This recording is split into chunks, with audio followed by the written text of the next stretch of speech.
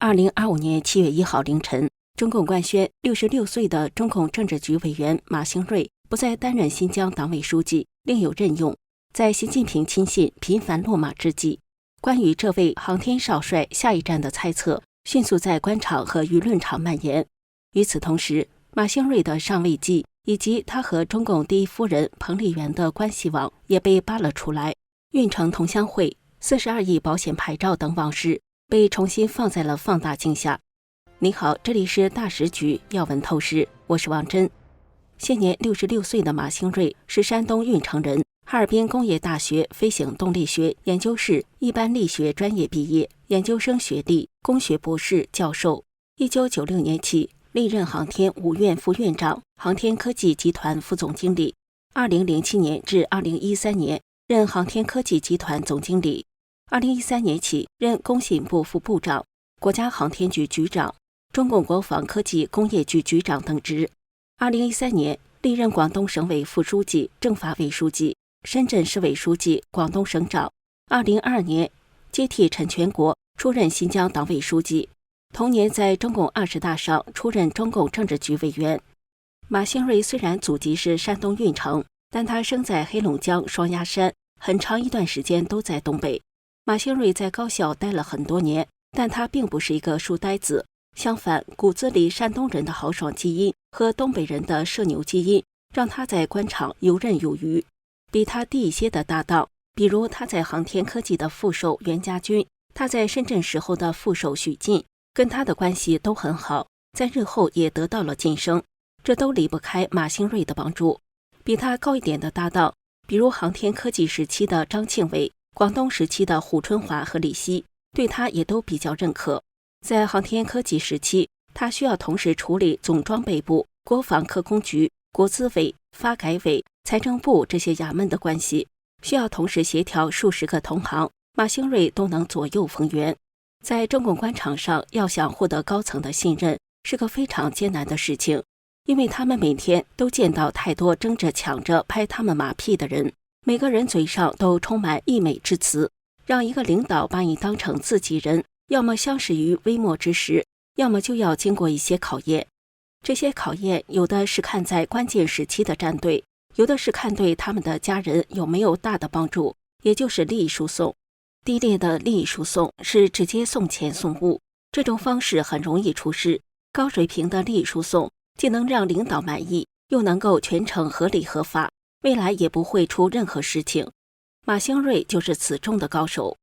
据自媒体中日正经评论信息，2010年时任国务院秘书长马凯的女儿马乐计划创立一家 PE 及私募股权投资公司，他跑了几家央企都没有实质性的进展。当时时任中国航天科技集团公司党组书记的马兴瑞专门让下属公司成立了一家合资企业来管理这个航天产业基金，不但允许管理层在管理公司中持股，有市场化的业绩奖励，还承诺不干涉公司业务，相当于给马乐搭建了一个自留地。本来这对于一家半军事化管理的军工央企来说是一件难以想象的事情，但马兴瑞的精明让他看清楚这是件有利无害的事情。通过基金投资航天周边产业，符合国家政策，也走了全部流程。通过下属公司去投资，出了事也是下属公司背锅，而且有一个机动灵活的基金去投资周边产业，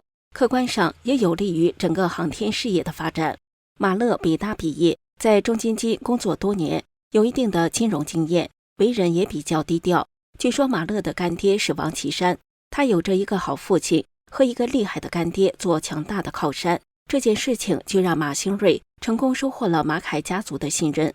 马凯曾经担任国家发改委主任、国务院秘书长和副总理，是朱镕基和温家宝两任总理的大秘，跟很多太子党都关系良好。马乐叫王岐山干爹，马兴瑞攀上这种关系是送多少钱都送不出来的。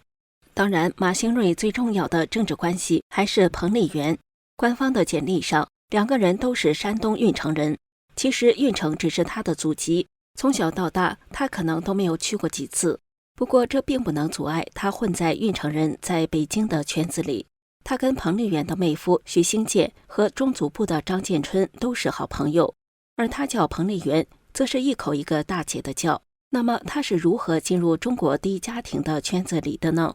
？2016年，因为持续多年的亏损，许兴建任职的中国信达资产管理股份有限公司想把信达旗下的信达保险转让出去，但是找到合适的买家并不容易，因为财险牌照远不如寿险牌照值钱，民营公司不愿意接手，而国有企业普遍不愿意涉足长期亏损的公司。找到一个愿意接手亏损公司又有足够支付能力的买家，几乎成了一个不可完成的任务。但马兴瑞超乎想象地完成了整个任务。当时广东省长朱晓丹马上退休，深圳市委书记马兴瑞正处在争夺广东省长的关键时期，因此加速向习书记靠拢，彻底搞定彭丽媛这位老乡成了他的当务之急。马兴瑞在得知信达财险要转让的情况下，马上命令深圳市属国企深圳市投资控股公司和信达资产开展洽谈。2016年12月27号，深投控获得了信达财险的股份，耗资42亿，溢价了接近3倍。对于一个连续亏损8年、牌照没多少价值、股东着急甩卖的公司，深投控为什么按照如此高的溢价来接盘呢？因为对于深投控来说，这并不是一个生意，而是一个政治任务，因此不能算经济账。3天以后的12月30号，马兴瑞当选为代理省长，晋升正部级。据说深投控在谈判时提出的唯一一个条件就是许兴建必须留任财险公司的董事长至少2年。看着不合理的事情，却完全符合法律。因为信达资产也是国企，多出的钱也是到了财政的另一个口袋里。这个事情是国资委下属公司的自主决策，出了事情也找不到市委书记的头上。在北京山东圈里，时任中央军委副主席许其亮也是山东人，由于与彭丽媛的关系，马兴瑞跟他也成了莫逆之交，经常在一起喝大酒。许其亮女儿有什么事情也经常咨询马兴瑞。从这些事情可以看到马兴瑞做人的风格，在帮助领导解决危机上，他既能够落实领导的意图，解决领导提出的难题，又能够艺术地保护好自己，而且他安排的事情都没有出大的乱子，他也因此得到了最高层的欢心和重用。不过马兴瑞的仕途并不是一帆风顺，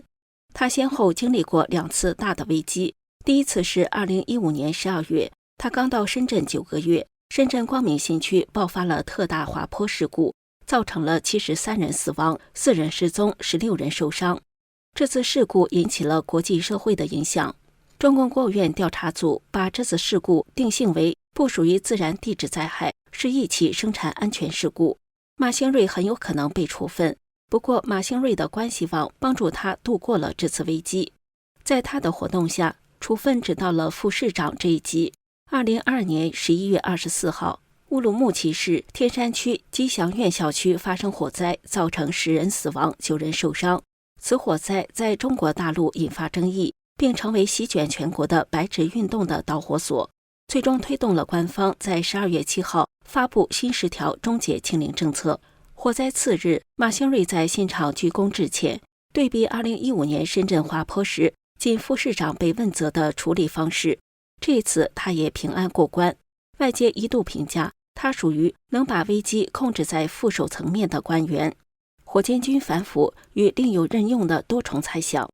马兴瑞突然被免职，时间点恰好落在火箭军与装备发展部持续反腐的背景之上。自2年前中共前国防部长李尚福突然失踪后，至今火箭军已有多名将领落马，调查也波及多家航天院所。鉴于马兴瑞在航天科技集团长达17年的履历，市场上最流行的推测是，这场另有任用可能意味着暂时退出公众视线，以待组织审查。也有相对温和的猜测，他可能会被安排到全国政协或人大常委会，延续副国级待遇，但淡出实权。不过和之前2次危机过关情况不同的是，马兴瑞的运城关系网这次能起到多大作用成了未知数。因为运城帮帮主彭丽媛近期也深陷舆论风波，舆论场疯传彭丽媛绯闻，指其和一名政治秘书日久生情，被习近平派人捉奸在床，甚至还传出了习彭已离婚的消息。